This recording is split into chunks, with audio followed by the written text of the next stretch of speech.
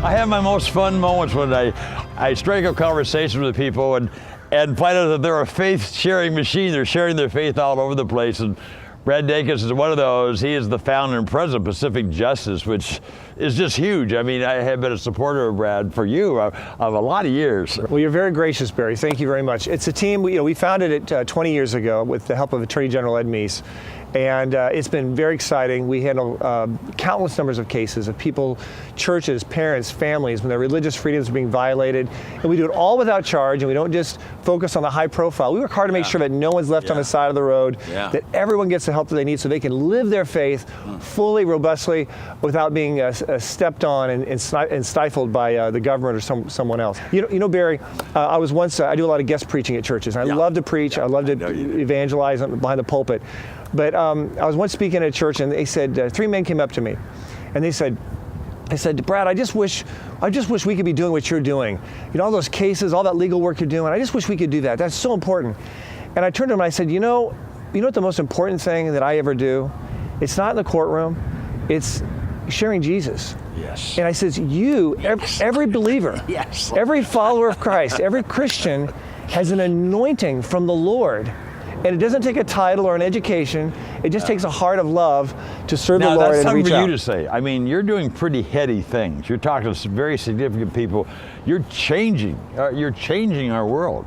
You're holding back the forces of evil. I mean, you're doing all these amazing things. You have respect from a lot of really important people, but you're saying even in your role, the important part of your life is sharing your faith. Is that what, am I hearing this correctly? Oh, absolutely. And God's used what we do and my title and being an attorney in the past. I've been on airplane trips before, and I love sitting next to attorneys. You know, and I'll say, so what do you do when they say, well, I'm an attorney?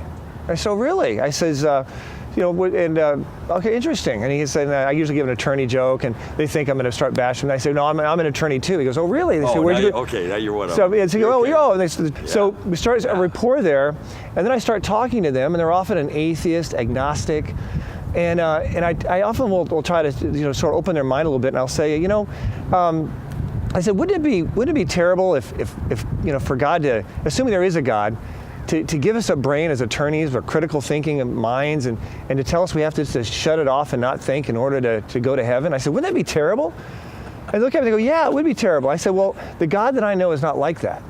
I said, the God I know is one that created the mind and loves us to use our minds.